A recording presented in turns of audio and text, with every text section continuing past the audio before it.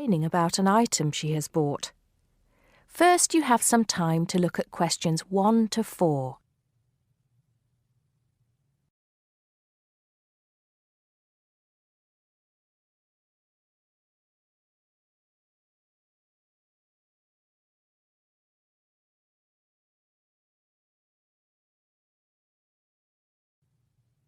Now we shall begin. You should answer the questions as you listen because you will not hear the recording a second time.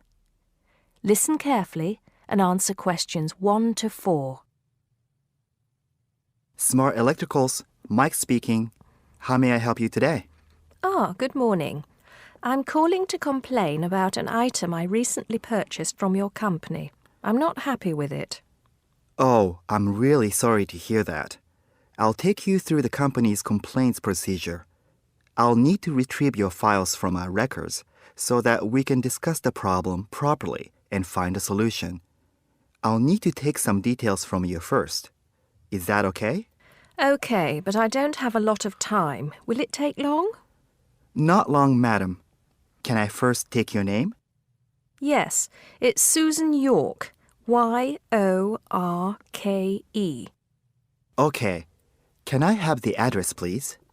Yes, it's Flat 1, 25 Alpine Avenue.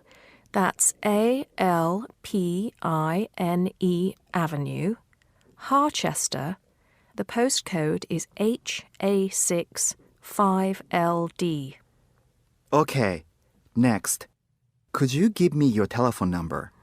Preferably one that we can call you on during normal working hours. Well, the home one is 01734 525 268. But you're only likely to catch me on that number in the evenings. I usually have my mobile phone with me during the day, though.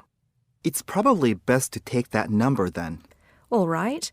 My mobile number is 0781 233 452. And do you have the order reference number on you, by any chance? Well, I have the receipt that the camera came with in front of me. Ah, good.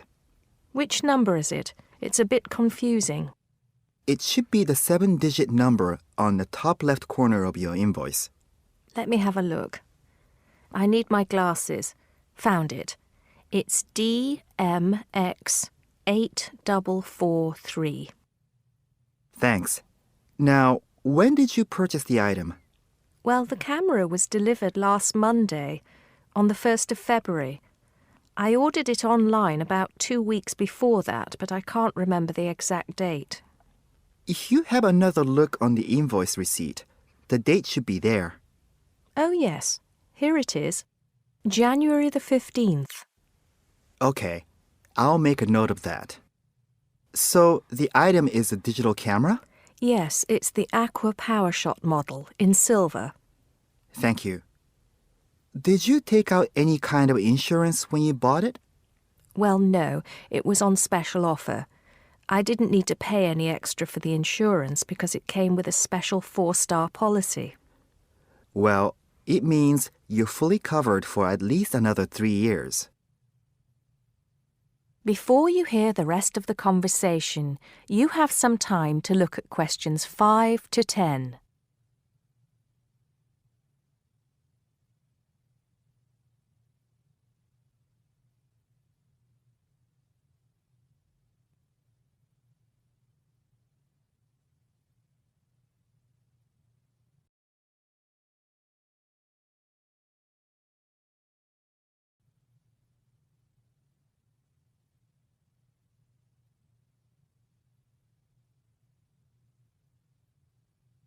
Now listen and answer questions 5 to 10. Right. What is the problem? Yes, the first thing is that it came with 1 memory card in the box when there were supposed to be 2. Oh dear, I'm terribly sorry about that. It must have been an oversight in the packing department. I can do something about that straight away and get one sent out to you. Well, that's not the only thing. I bought it as a present for my niece because she loves swimming.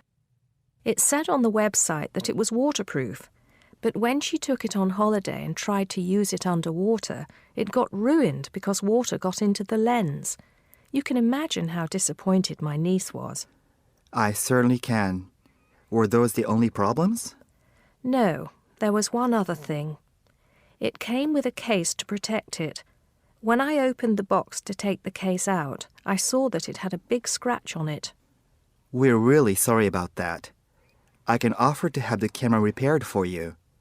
In the event that it can't be repaired, we'll send you a replacement. I don't think so. Seeing as it was faulty in the first place, I wouldn't want another one. I think I'd rather have my money back. Can I get a refund? Yes, of course. If you send it back to customer services, I'll make sure it's dealt with. Thank you very much. That is the end of part 1. You now have half a minute to check your answers.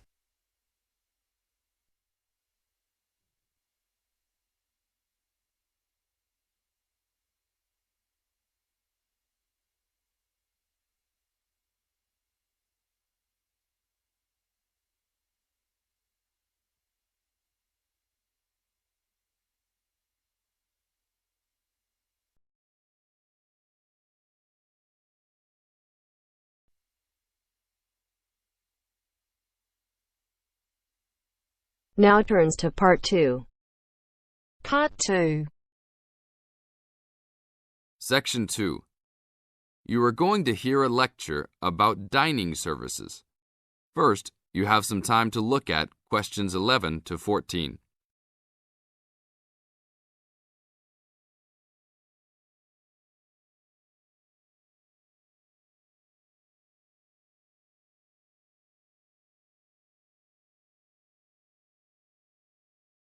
Now listen to the tape and answer questions 11 to 14.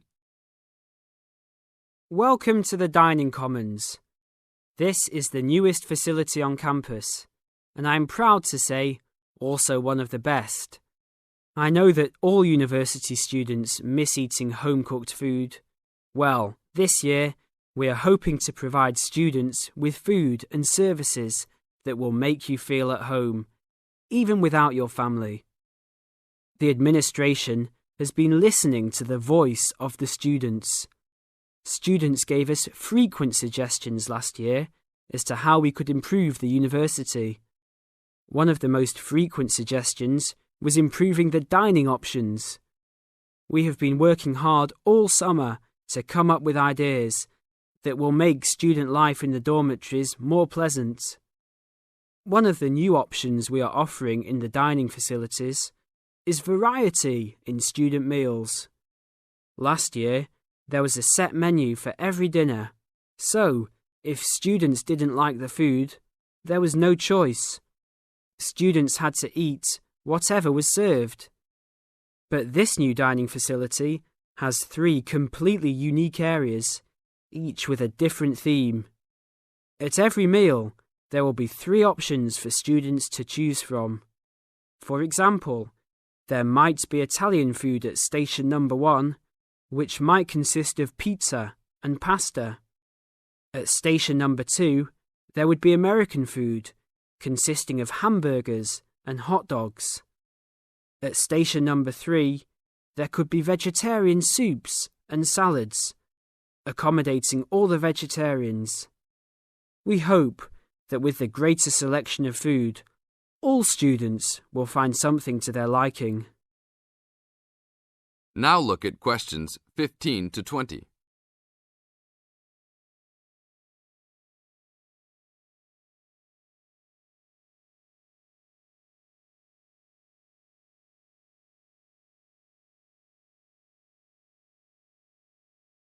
Now listen to the tape and answer questions 15 to 20. Not only will students have more options, the food will also be better.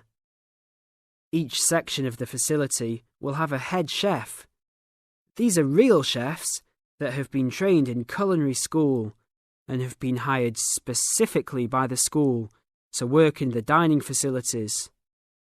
All of the chefs have a speciality. The school is hoping that these chefs will prepare better tasting and more nutritious food. Every student will be able to make suggestions and also give their input as to which menus taste better. Last year, many students complained that the dining facilities didn't have very convenient hours. This year, we hope to change that. We will open for breakfast at 6 a.m. to accommodate all the early risers. In the evenings, we will open until midnight for all the students that like to go for a late night snack. The afternoons will still remain closed, but we will have a student store open that will provide all students with drinks and fruit. The student store will be open every day from 2 p.m. to 5 p.m. Every student that has paid full tuition and dormitory fees has already paid for their dining facility fees. Students can eat at any time and in any amount for free.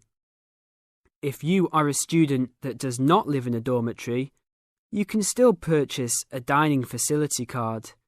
This card will entitle you to the full services of the dining facility. This card is available only for students and is not open to the general public. If you are not a student and wish to dine here, you must purchase meals at the door. There are a few rules to follow.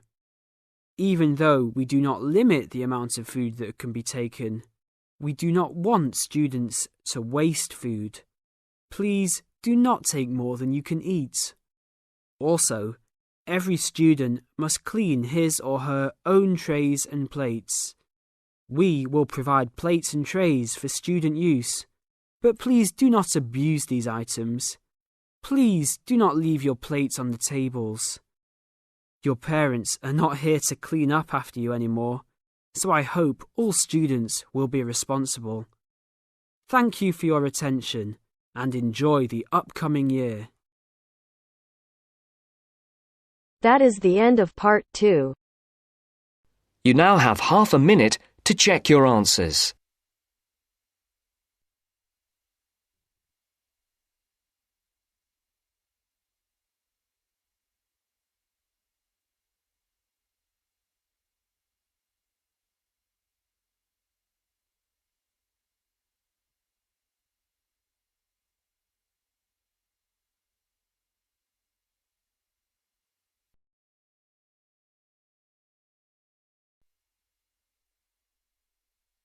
Now turns to part 3.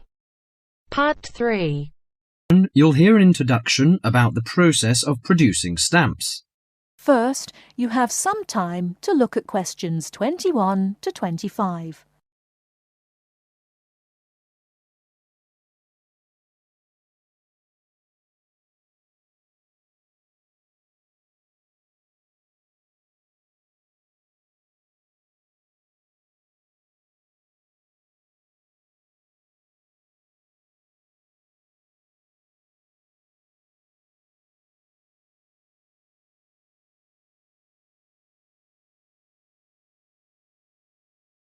Now listen carefully and answer questions 21 to 25.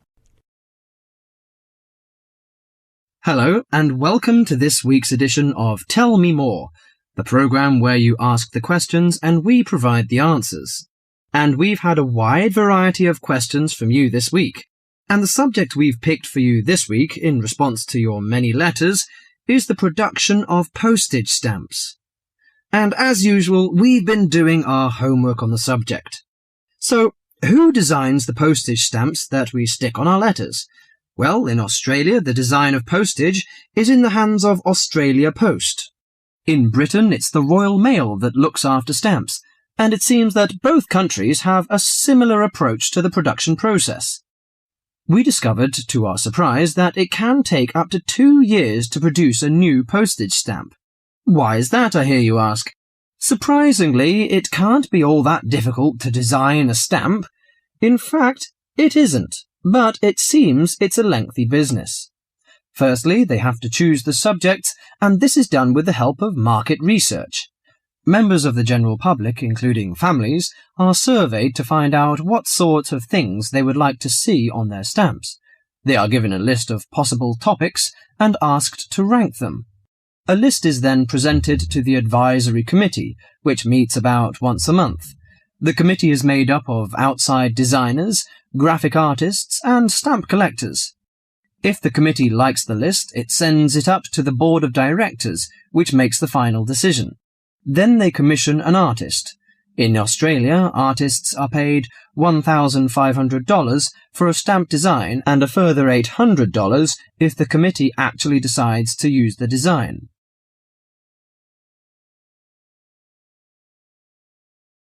Before you hear the rest of the talk, you have some time to look at questions 26 to 30.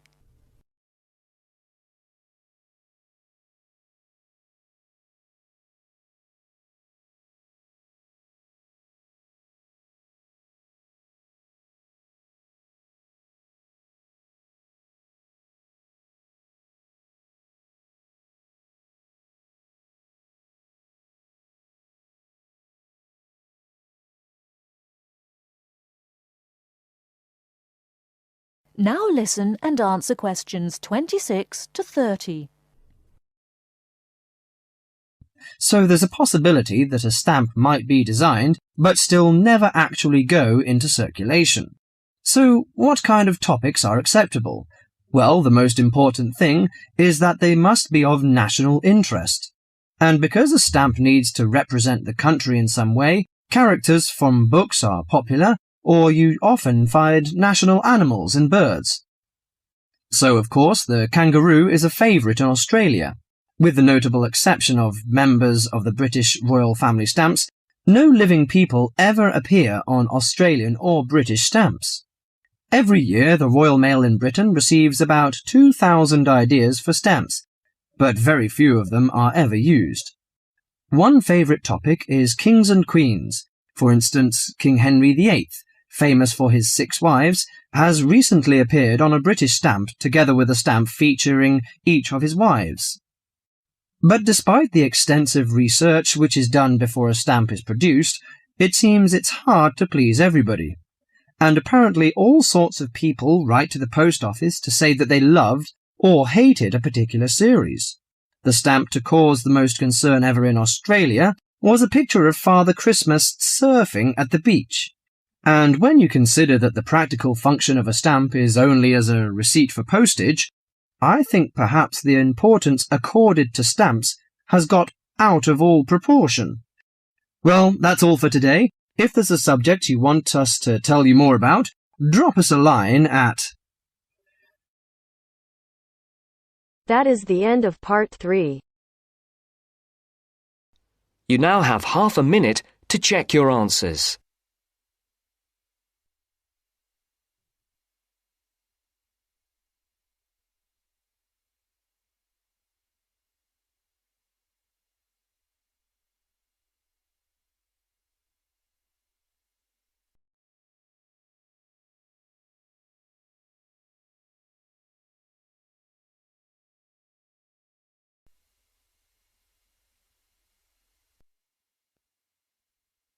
Now turns to part 4.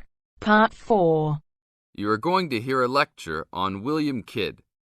First, you have some time to look at questions 31 to 40.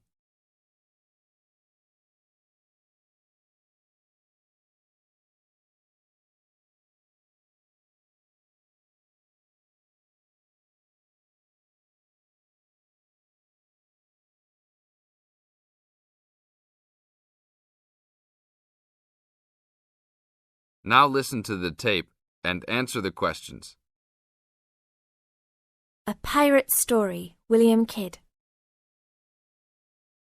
William Kidd, who was better known by the name Captain Kidd, was a 17th century British privateer and semi-legendary pirate who became celebrated in English literature as one of the most colourful outlaws of all time. Fortune seekers have hunted his buried treasure in vain through succeeding centuries.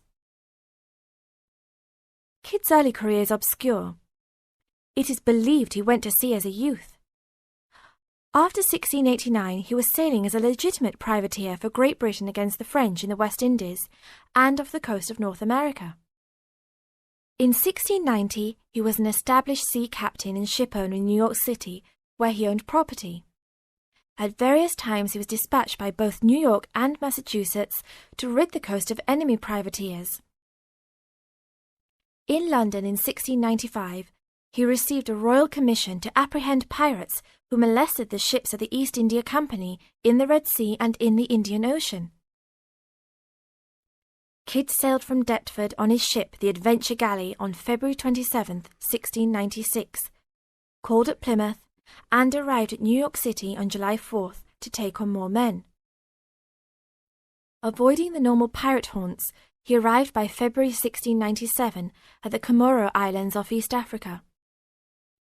It was apparently some time after his arrival there that Kidd, still without having taken a prize ship, decided to turn to piracy. In August 1697, he made an unsuccessful attack on ships sailing with mocha coffee from Yemen, but later took several small ships. His refusal 2 months later to attack a Dutch ship nearly brought his crew to mutiny, and in an angry exchange, Kidd mortally wounded his gunner, William Moore. Kidd took his most valuable prize, the Armenian ship Quetta Merchant, in January 1698, and scuttled his own unseaworthy Adventure Galley. When he reached Anguilla in the West Indies, April 1699, he learnt that he had been denounced as a pirate. He left the Quetta Merchant at the island of Hispaniola, where the ship was possibly scuttled. In any case, it disappeared with its questionable booty, and sailed in a newly purchased ship, the Antonio, to New York City, where he tried to persuade the Earl of Bellomont, then colonial governor of New York, of his innocence. Bellomont, however, sent him to England for trial, and he was found guilty, May 8th and 9th, 1701, of the murder of Moore and on 5 indictments of piracy. Important evidence concerning 2 of the piracy cases was suppressed at the trial, and some observers later questioned whether the evidence was sufficient for a guilty verdict. Kidd was hanged, and some of his treasure was recovered from Gardiner's Island off Long Island. Proceeds from his effects and goods taken from the Antonio were donated to charity. In years that followed, the name of Captain Kidd has become inseparable from the romanticized concept of the swashbuckling pirate of Western fiction. Among other stories concerning caches of treasure he supposedly buried is Edgar Allan Poe's The Gold Bug. That is the end of part 4. You now have half a minute to check your answers.